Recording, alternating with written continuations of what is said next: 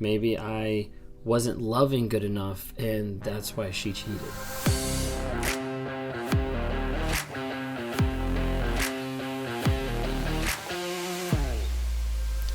It's not my fault. You're just imagining that. Well, that's your perception. I don't really think you're seeing it the right way. There's a lot of different phrases and a lot of different things that narcissists say to be able to mess with your mind, to gaslight, to manipulate, to convince you of their lies. And so often people get confused, they get frustrated, they talk in circles, they have these arguments that go around and around and around to the place where you start to wonder, like, what are we even talking about? Like, where is this conversation going? And a lot of times a narcissist will get someone to get to a place where they are so confused and they are so frustrated that they'll start to take the blame of what the narcissist does. And as a result, the narcissist slowly starts to figure out and slowly start to see, like, hey, if I can convince this person that it's their fault for the things that I've done, I'm off the hook. I don't have to think about it. I don't have to feel it. I don't have to experience shame or blame or any concept of that because, it's not my fault. And so often you'll have a narcissist that will say different things and manipulate in different ways because they're trying to take that blame, that accountability, and put it on someone else so that they don't have to feel it, so they don't have to acknowledge it, so they don't have to admit that it's even there. And over a period of time, people will slowly get desensitized to the idea and start to see and start to think, maybe it is my fault. Maybe I did respond that way that caused them to act like this. Maybe I yelled at them and that's why they walked out. Maybe I wasn't loving good enough and that's why she cheated. Maybe, and the questions go on and on and on. And a lot of that stems back to the relationship and the gaslighting and the manipulation of how it went to a place where someone came in your life, hurt you, abused you, came after you, yelled at you, raged at you, whatever it might be. And after it was all said and done, after the moment was over, after you walked away, the other person walked away, you came back to the table, you came back to the situation, and you started to apologize for another person's behavior. Narcissists love that. They love the aspect of you taking blame for what they should be responsible for. And as a result, they'll continue to put that on you. They'll continue to blame. They'll continue to blame shift anything that they feel. Any shame, that's on you. Any guilt, that's on you. Any insecurities, you must be insecure. Any cheating, you must be cheating. And they'll start to mirror, they'll start to blame, they'll start to throw it back on you. Because if they can put the blame on you, then they don't have to be accountable for it. If they can put the blame back on you, then they don't have to be honest with the fact of what they're feeling, what they're doing, how they're acting. It's almost like reactive blame. Like, I react and you feel the blame, but you start taking the blame. You start taking the responsibility. And over time, it slowly messes with your head and it gets you to the place as an empath of maybe this was all my fault.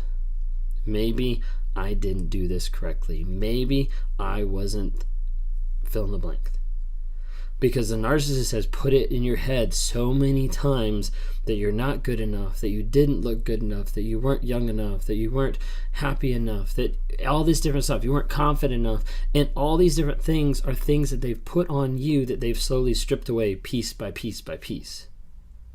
And it's gotten to the place where they'll rage at you and then they'll tell you it's your fault that I did this. If you were listening to me, I wouldn't have raged at you. If you hadn't gone through my phone, you wouldn't be upset right now. Everything becomes your fault.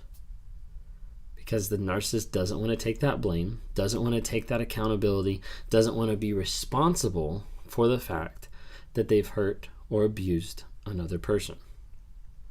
And that could be really challenging because you're sitting on the opposite side and all of a sudden in a moment of clarity, you're like, wait a second, I just apologized for them yelling at me. I just said sorry for how I treated them and that's why they cheated. When it comes down to it, there's different things in people's lives. Like, yes, there's manipulation, there's lying, there's all this type of stuff, but you do not force anyone to do anything. That's a choice.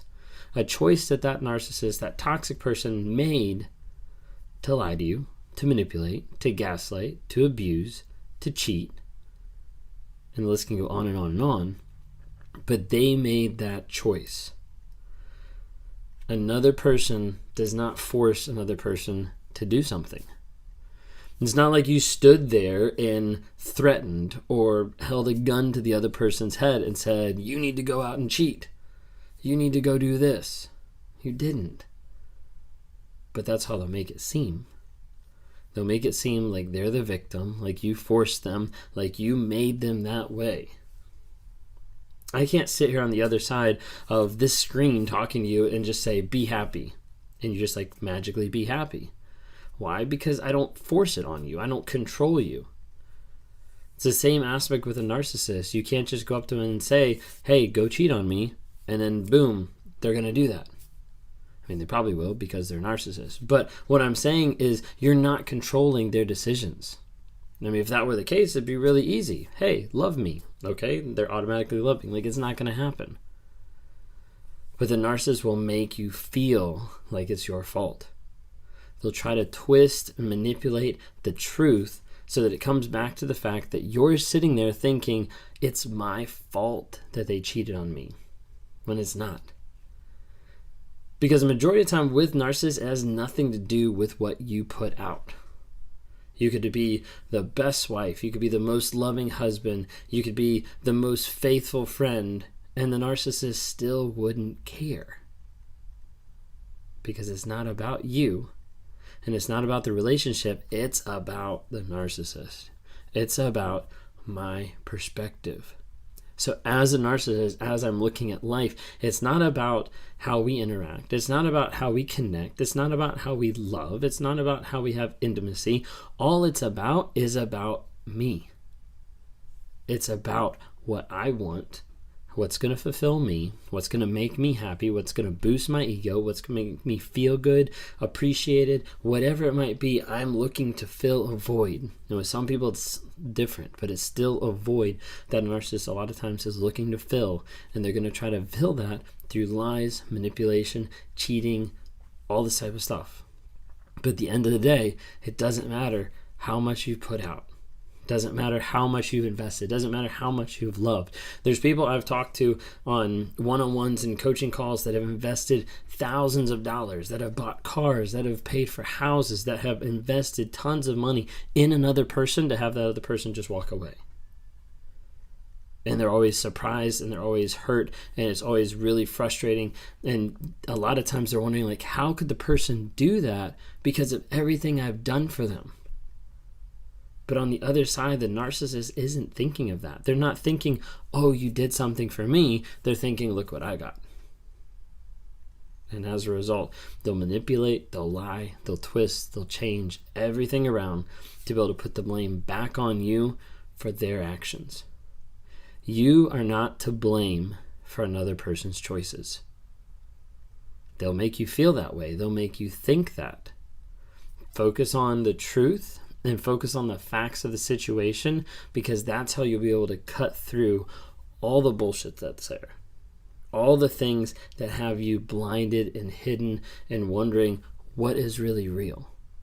And when you start looking at what's real is how they didn't love. What's real is how they didn't respect. What's real is how they weren't faithful. What's real is how they cheated with multiple people at the same time. What's real is how they raged and how they threw things. And the examples go on and on. If you like what you see here, please subscribe. Follow me on different social media, TikTok, Instagram, Facebook, trying to spread the message about narcissism to promote awareness, growth, healing, and change, and let people know what's really out there. I've been through narcissism. I'm the narcissist in my relationship, and I'm out here trying to focus on my growth and my help.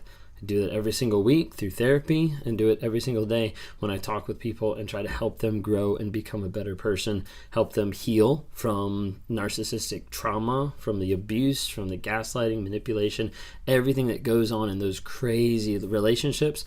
That's what I do. I talk to people. and sit down one-on-ones. How do we work through it? How do we heal? How do we break a trauma bond? How do we break that like mental confusion because of everything that's been put through? Thank you so much for watching. Leave comments, ask questions, follow me, subscribe. Would love to have you interact as well on podcasts, Apple Podcasts, or Spotify. If you're listening on there, thanks so much.